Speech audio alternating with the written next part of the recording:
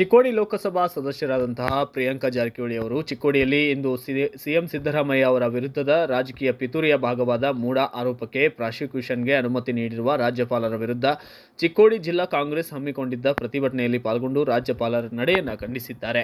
ಈ ಪ್ರತಿಭಟನೆಗೆ ಯುವ ಕಾಂಗ್ರೆಸ್ ನಾಯಕ ರಾಹುಲ್ ಜಾರಕಿಹೊಳಿ, ಜಿಲ್ಲೆಯ ಕಾಂಗ್ರೆಸ್ ಮುಖಂಡರು, ಶಾಸಕರು ಕೂಡ ಸಾಥನ್ನು ನೀಡಿದ್ದಾರೆ.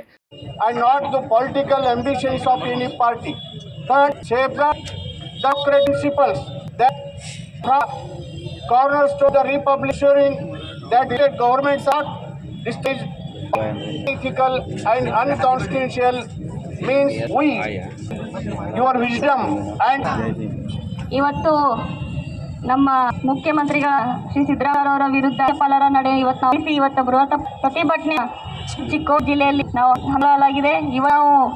ಇವರಿಗೆ ನಾವು ಮನವಿ ಪತ್ರ ತಕ್ಷಣ ತಮ್ಮ ಏನು ಪ್ರಾಸಿಕ್ಯೂಷನ್ ವಿಡ್ರಾ ಮಾಡಿದ ನಾವು ಇವತ್ತು ನಾವು ಮನವಿ ಕೊಡ್ತೀವಿ.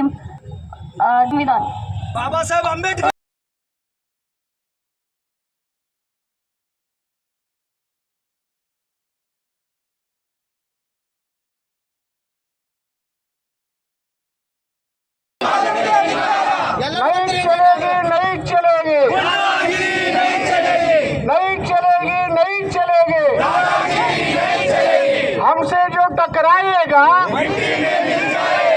हमसे जो टकराएगा ಸಂಘರು ಬಳಕೆ ಮಾಡಿಕೊಂಡು ಕೇಂದ್ರ ಸಂವಿಧಾನ ವಿರೋಧಿ ಚಟುವಟಿಕೆಗಳಿಗೆ ಬಿಜೆಪಿ ಕೇಂದ್ರ ಸರ್ಕಾರಕ್ಕೆ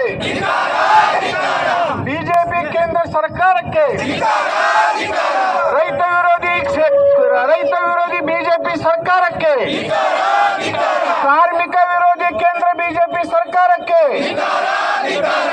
ಸಂವಿಧಾನ ವಿರೋಧಿ ಕೇಂದ್ರ ಬಿಜೆಪಿ ಸರ್ಕಾರಕ್ಕೆ. ಬ್ಯೂರೋ ರಿಪೋರ್ಟ್ ರಾಜು ಮುಂಡೆ, ಭಾರತ ವೈಭವ news, Chikkodi. Thanks for watching. Read, discuss and debate with editor Dr. Yan Prashant Rao. Wanted reporters in print, digital and visual media for Bharat Vaibhav Daily Newspaper, BV News 5 Channel and BV Fast Web News from all the talukas of Karnataka, Goa and Maharashtra. If interested, send your resume to 9019229366.